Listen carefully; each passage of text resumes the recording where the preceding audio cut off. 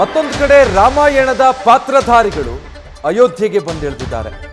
ರಾಮಾಯಣ ಸೀರಿಯಲ್ನಲ್ಲಿ ಅಭಿನಯಿಸ್ತಾ ಇದ್ದಂತಹ ಪಾತ್ರಧಾರಿಗಳು, ರಾಮ ಸೀತೆ ಲಕ್ಷ್ಮಣ ಪಾತ್ರಧಾರಿಗಳು ಅಯೋಧ್ಯೆಗೆ ಬಂದಿಳಿದಿದ್ದಾರೆ. ಡಿಡಿ ವಾಹಿನಿಯಲ್ಲಿ ಪ್ರಸಾರವಾಗ್ತಾ ಇದ್ದಂತಹ ರಾಮಾಯಣ ಸೀರಿಯಲ್ನಲ್ಲಿ ಶ್ರೀರಾಮಪ್ರಭು, ಸೀತಾಮಾತೆ ಮತ್ತು ಲಕ್ಷ್ಮಣ ಪಾತ್ರವನ್ನು ನಿರ್ವಹಿಸಿದಂತಹ ಈ ಪಾತ್ರಧಾರಿಗಳಿಗೂ ಕೂಡ ಅತಿಥಿಗಳಾಗಿ ಭಾಗವಹಿಸಬೇಕು ಅಂತ ಹೇಳಿ ಟ್ರಸ್ಟ್ ಆಹ್ವಾನ ಕೊಟ್ಟಿದ್ದು.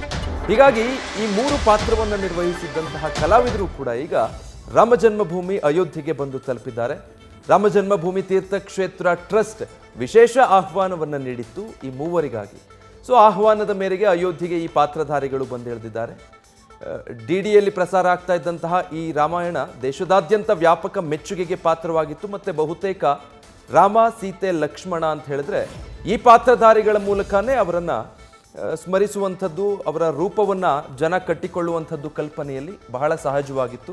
ದೇಶದಾದ್ಯಂತ ಪ್ರಖ್ಯಾತಿ ಪಡೆದಿದ್ದಂತಹ, ಪ್ರತಿಯೊಬ್ಬರನ್ನು ಸೆಳೆದಿದ್ದಂತಹ ಸೀರಿಯಲ್ ಡಿಡಿಯಲ್ಲಿ ಪ್ರಸಾರ ಆಗ್ತಾ ಇದ್ದಂತಹ ರಾಮಾಯಣ. ಈ ಕರೋನಾ ಸಂದರ್ಭದಲ್ಲೂ ಕೂಡ ಅಷ್ಟೇ ಈ ಮಹಾಭಾರತ ಮತ್ತು ರಾಮಾಯಣ ಇದೆಲ್ಲವನ್ನು ಮರುಪ್ರಸಾರ ಮಾಡಲಾಯಿತು.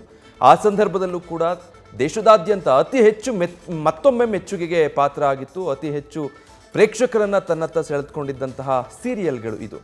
ಹೀಗಾಗಿ ರಾಮ, ಲಕ್ಷ್ಮಣ ಮತ್ತು ಸೀತೆಯ ಪಾತ್ರವನ್ನು ಬಹಳ ಜನಮನ ಗೆಲ್ಲುವ ಹಾಗೆ, ಜನರ ಮನಗಳನ್ನು ತಲುಪುವ ಹಾಗೆ ಅಭಿನಯಿಸಿದ್ದಂತಹ ಈ ಮೂವರು ಕಲಾವಿದರಿಗೂ ಕೂಡ ಶ್ರೀರಾಮ ಜನ್ಮಭೂಮಿ ತೀರ್ಥಕ್ಷೇತ್ರ ಟ್ರಸ್ಟ್ ವಿಶೇಷ ಆಹ್ವಾನವೊಂದನ್ನು ಕೊಟ್ಟಿತ್ತು. ಈ ವಿಶೇಷ ಸಂದರ್ಭದಲ್ಲಿ, ಕಾರ್ಯಕ್ರಮದಲ್ಲಿ ನೀವು ಕೂಡ ಭಾಗಿಯಾಗಬೇಕು ಅಂತೇಳಿ ವಿಶೇಷ ಆಹ್ವಾನ ಇದ್ದಿದ್ದರಿಂದ ಈಗ ಆ ಮೂರು ಪಾತ್ರಧಾರಿಗಳು ಕೂಡ ಅಯೋಧ್ಯೆಯನ್ನು ಬಂದು ತಲುಪಿದ್ದಾರೆ. ರಾಮ, ಲಕ್ಷ್ಮಣ, ಸೀತೆ ಅಂದಾಗ ಒಂದಷ್ಟು ವಿಗ್ರಹಗಳು, ಭಾವಚಿತ್ರಗಳು, ದೇವರ ಫೋಟೋಗಳನ್ನು ನೋಡಿ ಜನ ಹೀಗಿದ್ದಿರಬಹುದು ಅಂತ ಭಾವಿಸಿರ್ತಾ ಇದ್ರು. ಈ ಸೀರಿಯಲ್ಗಳು ಆರಂಭ ಆದಮೇಲೆ, ಮೈಥಾಲಜಿಗಳನ್ನು ಹೇಳುವಂಥ ಸೀರಿಯಲ್ಗಳು ಆರಂಭ ಆದಮೇಲೆ ಆ ಪಾತ್ರಧಾರಿಗಳಲ್ಲೇ ಆ ದೇವರನ್ನು ಕಾಣುವಂಥ ಎಷ್ಟೋ ಜನ ಪ್ರೇಕ್ಷಕರು ಇದ್ದರು. ಆ ರೀತಿಯಾಗಿ ಅದನ್ನು ಭಾವಿಸ್ಕೊಳ್ತಾ ಇದ್ರು. ಆ ಕಾರಣಕ್ಕಾಗಿ ಇವರೆಲ್ಲರೂ ದೇಶದಾದ್ಯಂತ ರಾಮಾಯಣ ಸಂಪೂರ್ಣ ಸೀರಿಯಲನ್ನು ನೋಡಿದಂಥವ್ರಿಗೆ ರಾಮ, ಸೀತೆ, ಲಕ್ಷ್ಮಣ ಅಂದಾಗ ಈ ಪಾತ್ರಧಾರಿಗಳೇ ಒಂದು ಕ್ಷಣ ಕಣ್ಣು ಮುಂದೆ ಬಂದು ಹೋಗ್ತಾರೆ.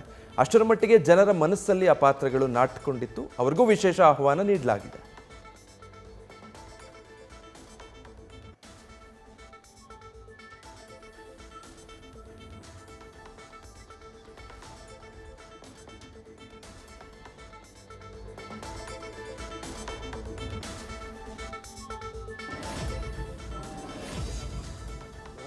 बहुत बढ़िया भाई, हेड्स ऑफ जिसने भी योगी जी और मोदी जी को छोड़ के बाकी हर आदमी जो यहाँ काम कर रहा है, जो ये चीजें बना रहा है, वो देख के हम बहुत खुश हुए हैं.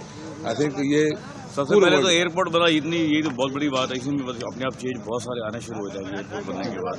एकदम जहाँ एयरपोर्ट बनता है वहाँ डेवलपमेंट जो है अपने आप बहुत तेजी में शुरू हो जाती है. ऐसा सुना है कि अब तो मतलब कि जिसमें बहुत रैपिडली हर चीज, ये नंबर 1 तीर्थ स्थान बनेगा पूरी दुनिया का, इसमें कोई डाउट नहीं. ನ್ಯೂಸ್ ಫಸ್ಟ್ ನಿರ್ಭೀತಿಯಿಂದ ನಿಮ್ಮ ಪರವಾಗಿ.